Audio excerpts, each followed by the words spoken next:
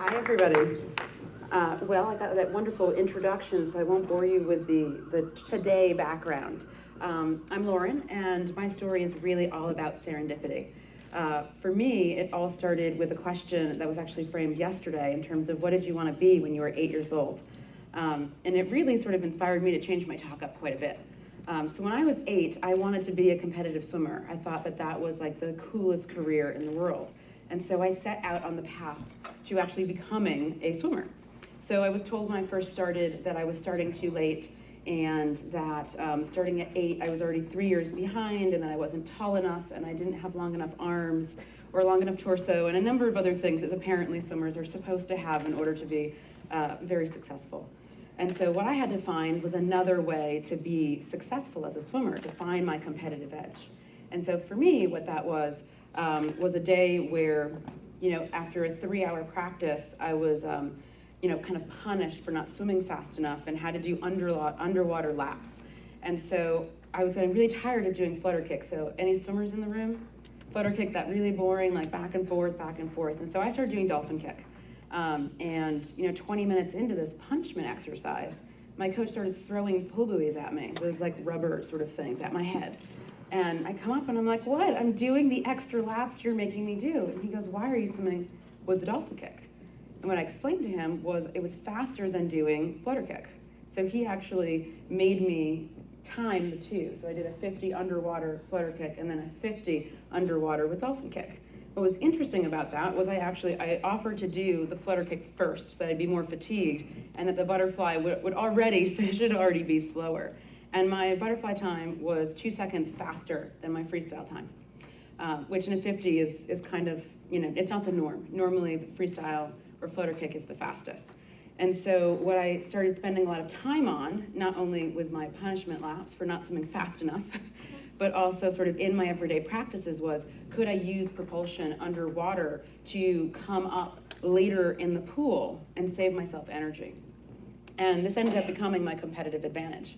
So what I found was that by actually using the dolphin kick, I could stay underwater for 3/4 of that first lap. So butterfly is one of those kind of brutal strokes that you only really do if you're naturally good at it. So I chose a necessary evil, I guess, from day one anyway. So I learned very early I liked pain and was willing to put up with it. So any entrepreneurs in the room kind of can identify with that. You have to be a little crazy to get into it. So swimming was my first really taste at taking the crazy over the more rational route. So through this, then I started racing this way. 3/4 of the lap underneath the water. And I was coming up at or ahead of my competition. And because they couldn't see me, as I started getting faster and started entering into kind of the middle lanes where the faster swimmers are opposed to the outskirt lanes, I started scaring other competitors. So I realized the mental sort of race behind all of it and what really kind of was required of somebody who was an underdog, who was told that they weren't good enough to compete, what they needed to do to kind of gain not only a physical advantage, but a mental advantage as well. And so that kind of became my edge in swimming. Fast forward a couple years to Junior Olympics. I did make it. I was there sort of just by the cusp yet again. And I blew out both of my rotator cuffs on the last lap of the 200 butterfly, which of course was crushing as a sort of teenage swimmer to be that close and then sort of have it all disappear. So when you think about serendipity, you don't think about those moments where you failed or where something went massively wrong. But what it actually gave me was an opportunity to sort of think about, okay, well, if I'm not going to be a competitive swimmer, what would I like to be? So at this point, I was probably 12 or 13 years old. And I don't know, any rom-com fans in the audience? I'm a crazy rom-com fan. I know it's silly, but it's my vice. So Jennifer Aniston was a big fan of mine, and she came out with this movie called Picture Perfect. She made looking like an ad exec was like the right job. I always was sort of intrigued by talking to other people and pitching ideas and getting people to buy into it. So that was my new mission. I was going to be an ad exec, and I was like 13 years old. So I started thinking about how does one put yourself in the pathway to do that when you're sort of pre-college and people aren't going to take you seriously, like you can't actually start doing advertising campaigns. So when I got to my freshman year of high school, the fall play was looking for somebody to fill in on publicity. And I said, well, that's kind of close to advertising. It's still getting the story out there. And I pitched it to the local papers, and one of them said, well, we're too busy to write the story. but would you write it for us? And so I said, oh, great, yeah, I'd love to write the story. So I wrote the story, it ran on the front page of the newspaper. It was my first story ever, so I was pretty excited. I'm like, woohoo, front page. Well, here's the interesting that happened after that. They were so understaffed that they said, well, would you like to contribute on a more regular basis? So at an early age, I started sort of understanding the power of the story by interviewing superintendents, mayors, heads of all kinds of different businesses and different kind of career fields. And it really just sort of piqued my interest in terms of just understanding lots of different individuals and crafting stories, many stories. I was writing anywhere from 2 to 5 stories a week.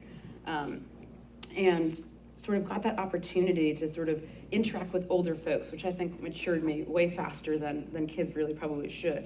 But I loved interacting with adults. So I sort of got that opportunity. And what was interesting about it was when tax season came around, the editor of the newspaper said, oh, well, we need your license. And, you know, I was a freshman in high school. I was like, oh, what license? I don't have a license yet. And he goes, well, how do you get to your stories? I said, well, sometimes I get on my bike and sometimes I walk, and well, the great thing about being at the school is I can just walk over to the superintendent's office. Well, when he had asked how old I was and I said I was a freshman, he assumed that I was a freshman in college who was just helping out the high school. So at that point, it was too late for him to fire me because it was his bad that I was working for the paper for, I don't know, 5 or 6 months before they realized how young I was. So sort of another opportunity that I got just because I figured out what I really was interested in and then tried to find as many opportunities as possible, created momentum around myself that brought those opportunities to me and was very kind of fearless about trying to go after them, even if I knew I was underqualified or, you know, too short or too young or whatever it was. And so that tenacity has served me so well, and sometimes just not listening to what people have to say to you and just saying, well, this is what I want to do, I'm going to make it happen. So let's fast forward to college. So 18, I'm going to Northeastern. Northeastern's a Division I swim school. Now, I got in because of my academics. I got in because of some of the journalism and a couple other things. And I don't know, just I got the bug again. I said, you know what? I did running and I did a lot of cross training. Maybe I can give this another shot. I've got 5 years at Northeastern, so 4 years of eligibility. I'll rehab myself my first year.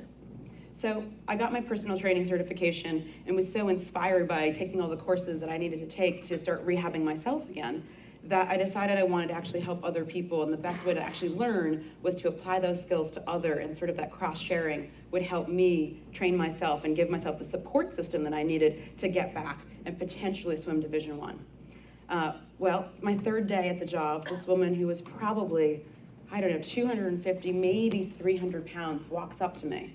And I'm 18, you know, competitive runner, had been a swimmer. And so I just sort of thought about like the amount of sort of guts it took for her to walk up to me and say, I really need your help. And I said, okay, well, what are you looking to do? Like, what are your goals? What are you trying to achieve? And she goes, well, I want to be like you.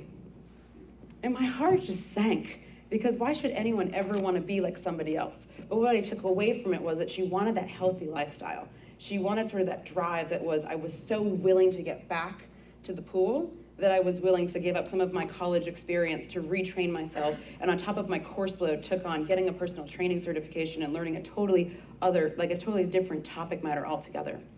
But over the courses of months of working with her, it really inspired me that the coaching and training was something that I really enjoyed doing. And she lost 100 pounds in working together. And that was more moving to me than my rotator cuffs at JO's, than it was sort of getting my first bylined piece on the front cover of a newspaper. It was so moving that I decided, well, you know what? I want to stick this fitness thing out.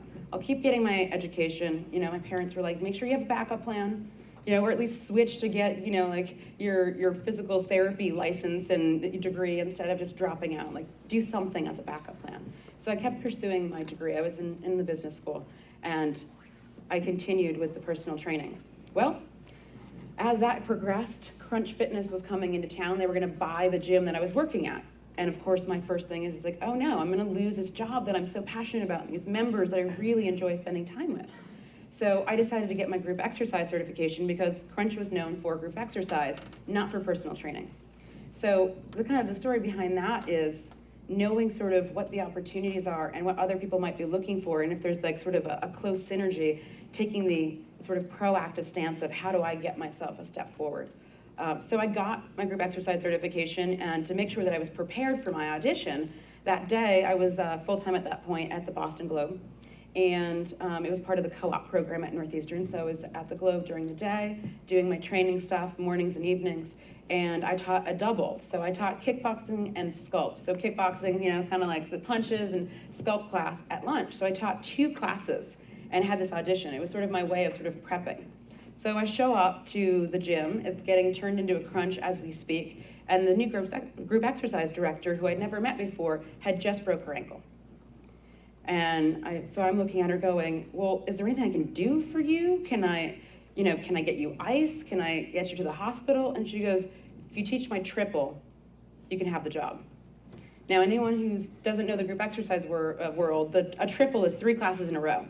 So I taught 2 classes to warm up at lunch, on top of actually working my full day, and then was tasked with teaching a triple on my first day ever being a group exercise instructor.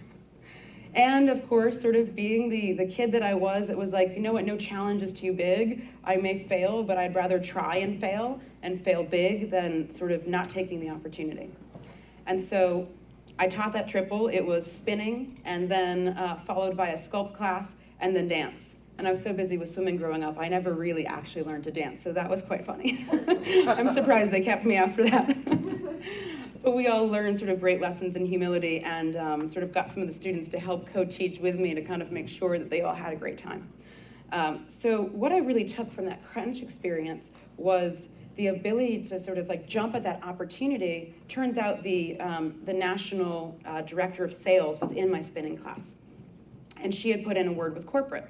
So corporate had asked me to help kind of with some of the grand openings, some of the launch activities for Crunch as they took over this gym that I was working at. And the great part about that was I got sort of this exposure to higher ups at Crunch that needed me because they were in New York and I didn't have somebody on the ground. So I volunteered. I did, opening parties for free. I, taught at different events. I basically did whatever they wanted. I even skipped my dad's birthday party to teach cardio striptease on the cable news. Did you not? It was their big class at the time, and I was one of the few females in the gym, and they said, this is what you need to do to make the mark. And, I was a little bit outside my comfort zone, kind of doing that on TV, and my parents did see it, so they knew why I skipped my dad's birthday, which was even more embarrassing.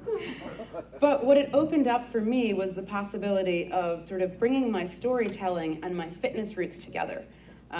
I decided to take the leap and move to New York when I graduated from Northeastern, and immediately realized that the job that I took in advertising was terrible, and I absolutely hated it. I hated the people I was working with. I hated the account that I was working on. I was working 16-hour days, and I moved there without any friends or an apartment, so I was commuting an hour and a half each way from New Jersey, so just long enough to shower, lay down for an hour, and get back on the bus and go back to the city. So I finally got an apartment and was sort of going through the motions, and I remembered what I was so excited about New York. It was its energy. And so I went and got a personal training job, and I started talking to Crunch again. And they said, Lauren, group exercise in Boston and New York are different animals. You're just not good enough. And of course, the first reaction is like, you want to sulk, right? Like, okay, well, maybe I should take my mom's advice and be a bigger fish in a small pond. And the last thing I wanted to do was sulk back to Boston after saying, I'm going after New York, I'm gonna make this happen. So I offered to the group exercise director and a bunch of other people who I knew were always trying to sub things out. I said, if you ever need a sub, I'm willing to do it. And one day the group exercise director was desperate and I hated my ad job, and she called me and said, if you can be at this gym in 30 minutes, I'll give you a shot. And she walked me through exactly what she wanted me to do. And her class was totally stoked and told her the next week they needed to figure out a way to bring me into the Crunch family in New York, which was a huge moment for me. And from there, what I really kind of took away from the experience was they had this opening for a community supervisor. I had no idea what a community supervisor was. I had no idea what the job was going to entail, and it was a part-time job at the time. So I was giving up this ad exec job that I thought that I had always wanted to work part-time for Crunch, helping to build something that had no rubric, no framework, no nothing. But what it did have was a couple things that were very true to me. It had this fun, lively atmosphere. It had everything that I loved about fitness. And I was gonna get to use some of the advertising and storytelling background that I was so excited about. one of the biggest lessons that I learned from my experience kind of as a child, kind of going through my crunch years, which was a huge catalyst for what I do today, was really that if you understand what your values are and what you're passionate about, you may not have a vision, but you can start to craft your vision as you go. Now, the second key ingredient is momentum. And that was something that I was always stirring up. And maybe it was the swimmer in me that was always fighting to keep up in the lane as people were lapping me. Or maybe it was something that was innate in me prior to that.